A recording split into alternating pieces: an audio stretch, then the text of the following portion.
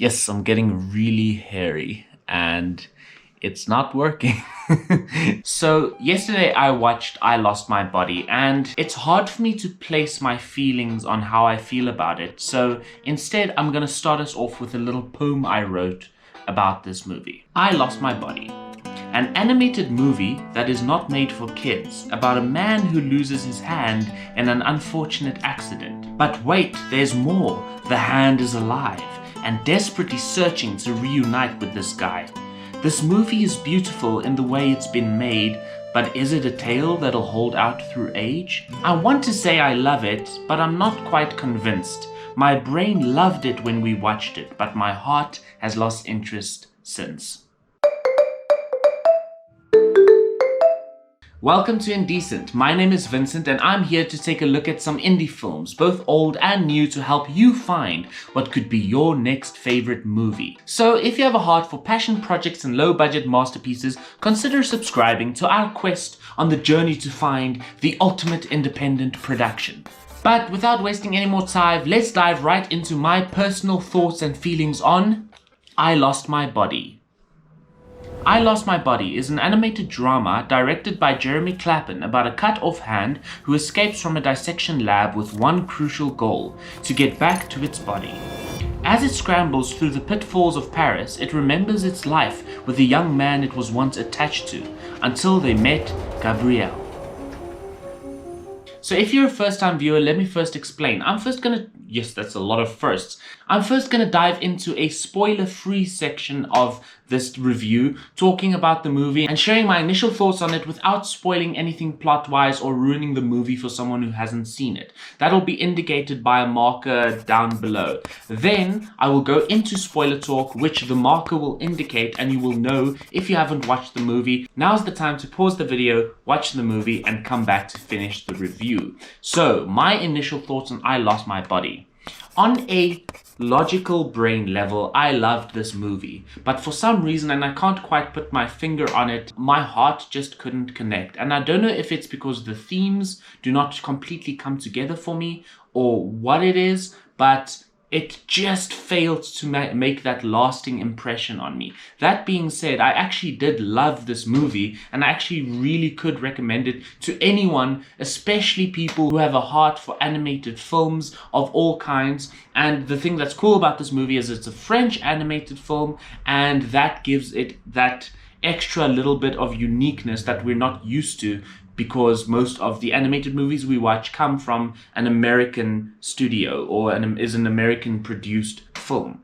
So that in itself makes it worth watching. Most of the elements of this movie actually add to its specialness and adds to its uniqueness and adds to it being a good movie. So in all honesty, I can't break down why I don't love this movie and simply like it, but let's focus on a few of the good points. So first and foremost, this movie is, as I said, beautifully animated and in a way that took care of paying attention to detail. First, focusing on how the animated style benefits the story. This story is such a beautiful example of show don't tell, which means show what happens, don't just talk about what happened. The hand is a big part of this movie and a big character in this movie. This hand can't speak, so most of its emotions and its feelings, yes, this hand does portray emotions in this movie, is portrayed by how he behaves, how the hand is animated, how you almost relate to the fingers being two arms and legs, and I don't know, they really mastered the show don't tell, because the movie also has a bunch of cool,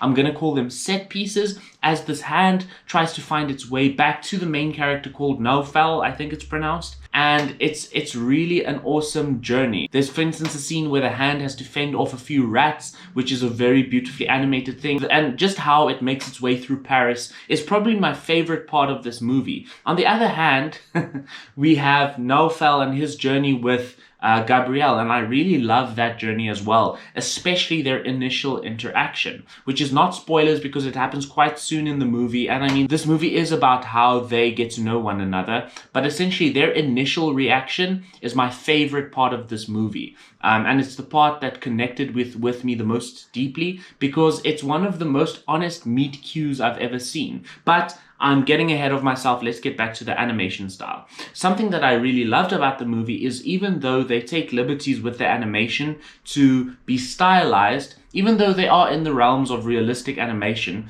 there's a lot of realism given to how a camera would see something if it was filmed in live action. And I've got 3 examples for you. So first and foremost, there's the parallax effect, which I love when it's done well in animated movies and series. Essentially what the parallax effect is, and I'm going to give a very bad description of this because I am in no way educated on this topic in an academic manner, but essentially a parallax effect is how the objects move in relation to the camera's movement. So for instance, if a camera moves down a hallway and there are doors in this hallway, the door's perspective and size will change in the way that the camera looks towards them. That's why, and this is something that baffled me when I was younger, but I soon understood it once I understood the parallax effect, is you can take a clip and zoom it and it won't look right. It won't look the same as actually moving in that direction with the camera. And that is essentially what the parallax effect is, and they get it right very well in this movie. And it just adds a sense of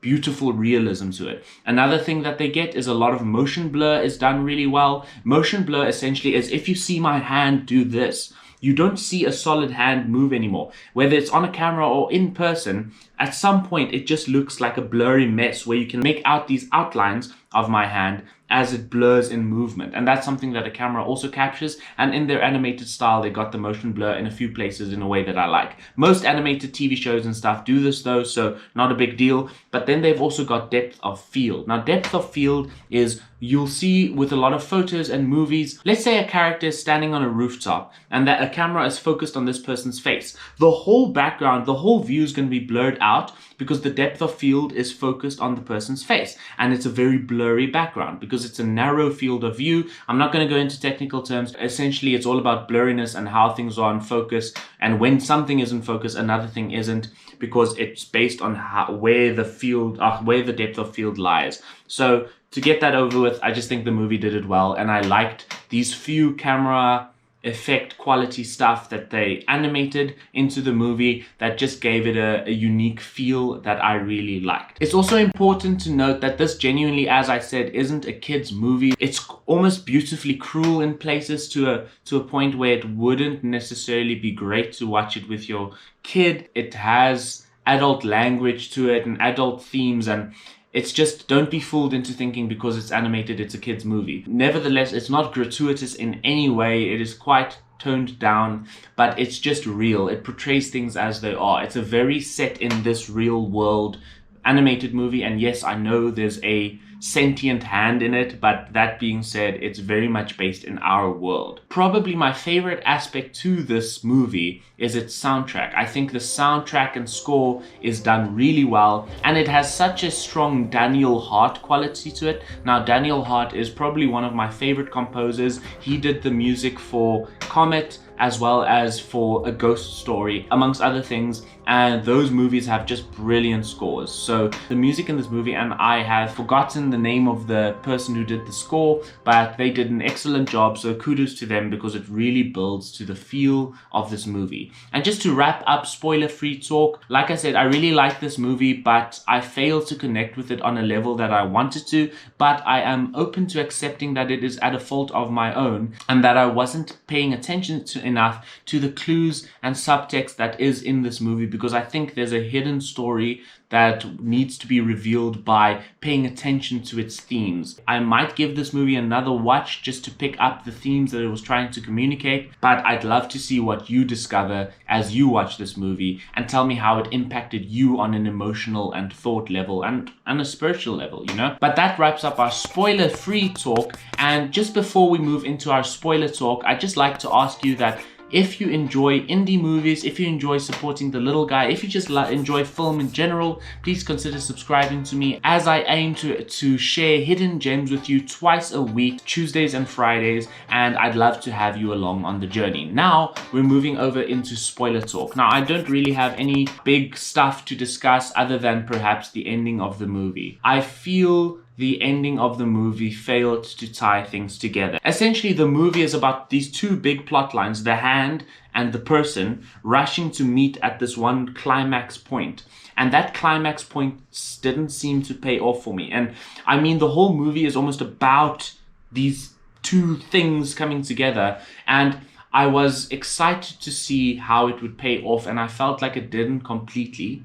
But I think it's open to interpretation because the hand and the person never reunite completely. And I think that's not my problem with it. I don't have a problem with it that it subverts expectations. And essentially, there's a conversation that Naufel and Gabrielle has in this movie about subverting what your life's track is or subverting fate. And I think that's the point that they were trying to make with this movie, and about how achieving wholeness within yourself isn't necessarily what it seems to be. And Naufel at the end achieves some kind of fulfillment within himself without needing to hold on to what was in the past, which is his hand. So he needed to let go in order to cease who he was. He let go and let go of the thought of not having his hand, and he let go of a fear of not being himself with that was portrayed in that scene where he jumped to the crane. But nevertheless, I do feel those themes could be tied together better. A little bit more clearly shown subtext would have been better. But honestly, I do think this movie is a piece of art and is completely open to interpretation. So maybe it's good they left it the way that they did to allow us to fill the gaps for ourselves. But those are my thoughts on I Lost My Body. Definitely a recommend for people looking for the abstract animated wonders of the world. It definitely lies in that list. This is one where I would especially love to hear what you have to say. I feel like I missed the point of this movie, and I don't know if I'm at fault or the filmmakers are. But I'd happily accept that I'm at fault here, but show me that I am, if you dare. But that's it for me, Vincent Potgieter from Indiecent. Looking forward to seeing you on the next one, but bye for now.